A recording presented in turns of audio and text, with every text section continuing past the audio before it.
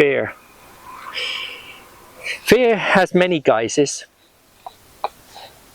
and fear, like everything else, has a resonance, is an energy form that we put a name to. But like in the teachings of human being, we have the human concept of fear, and we have the human being concept of fear. When we will start with the human, as we usually do. So fear in a human form is where it's a word at first, so it describes a resistance to something, and it describes how it's not conducive with our being, or human as a human, not a human being, our welfare. It's not conducive with our welfare as a human. So Busby's right over there now. Fear holds the human back terribly. Fear doesn't enable growth.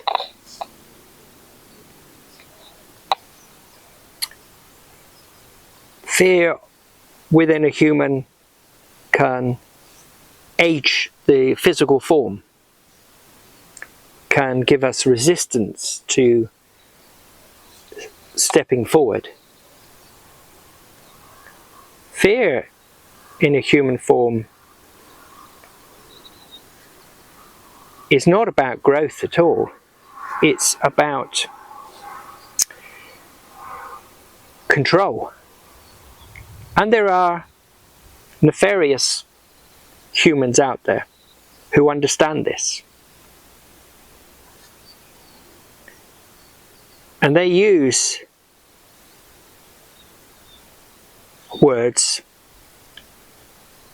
for humans because the humans understand the verbal concept and react to the words.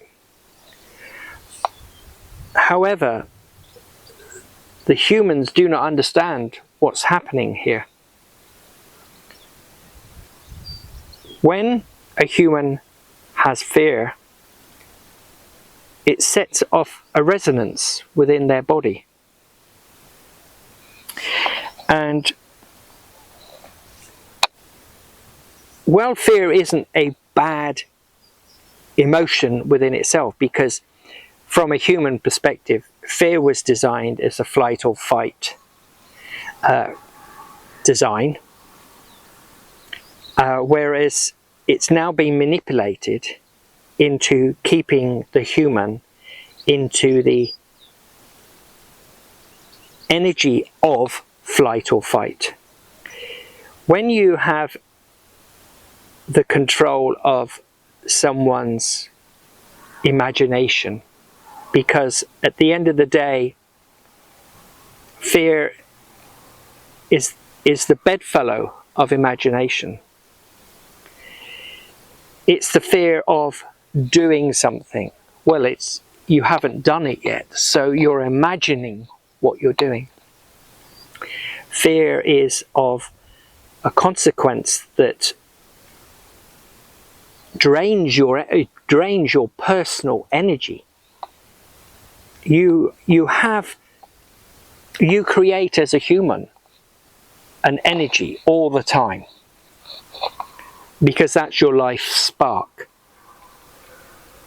However, that life spark, that energy, can drain, and you will feel really, some days you can feel really low because your life spark is low. All that means is your energy levels are low. Well, there's certain humans who can direct you to always be in that low frequency. of fear. Like I said, fear in itself is an emotion like any other, and we need, as humans, that emotion, fear. It stops us jumping off mountains and having accidents. We would jump off that mountain and we will prevent the worst of that accident by having a parachute or whatever we're doing, so that we don't fear the doing of the thing. We just understand that we have a fear of the consequences of not doing it correctly.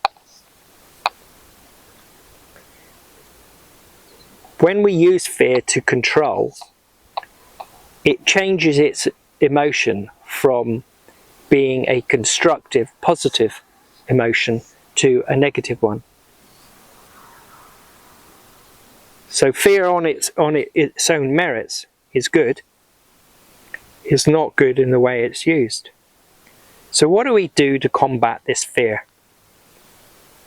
Well, we understand that fear is energy, that it's not a bad thing, that it's been manipulated to control us, and that what happens is that we should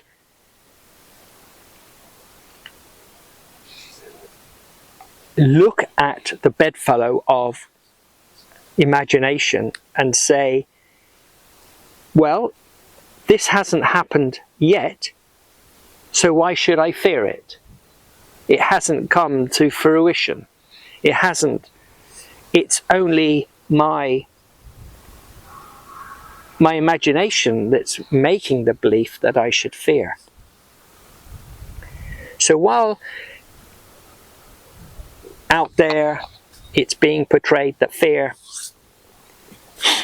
we're all being manipulated into fear, I would say that it's the bedfellow imagination that they are manipulating, and that we aren't looking at this question in the right way. When we imagine something, we can imagine it for the good or for the bad, but when you can combine it to the bad in a constant, relentless way, it builds an energy, and it's an energy, almost like an energy ball of its own, and it will ruin and stop you living and understanding what is truly going on in the world. I feel this concept is why the world is so confused at the moment. It's not giving anybody enough time to process the information that, is this real? Now, we talk on this channel about acceptance, but we also talk on this channel that we question. We have to question, because questioning is about growing. So it challenges our own personal belief system. So we question everything. Do we always agree with everything? No, we don't.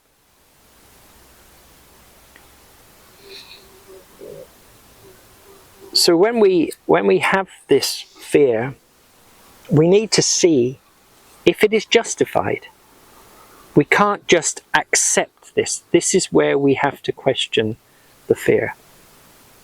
Fear is just an energy. It's almost like having your pint of water and it slowly diminishes. Well, that's like energy within your body. Slowly diminishes. And then you get to a certain point of that where you're so low in your energy, all you can do is use the rest of that energy just to go through your daily grind. Okay, because if you had no energy, then you wouldn't be here, you wouldn't physically be alive. So your energy is the full pint, but they drain so much from you through fear. I have a couple of students, absolutely fantastic students. They understand everything, but or one in particular, has a problem with fear, and it's permeated their existence so badly that it's stopping them from growing in a certain direction. Now I'm helping that individual to understand that it's only their imagination and the creation of others' stories that you are still believing. Yes, there are things to fear out there, but when they arise, not before.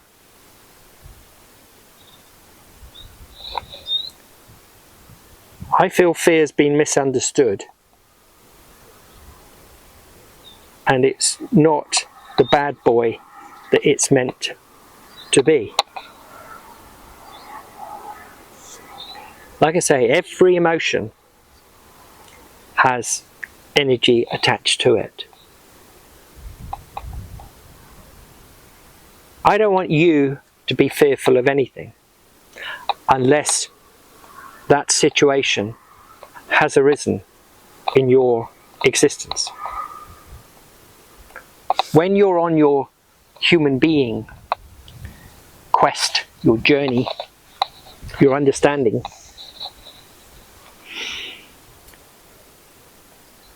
you need all the energy you've got. So we need to remove as much of this fear draining energy as we can.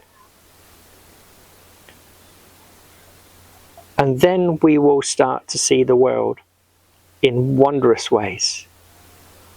And we will ever wonder why we feared it. Why? Because fear only comes from misunderstanding.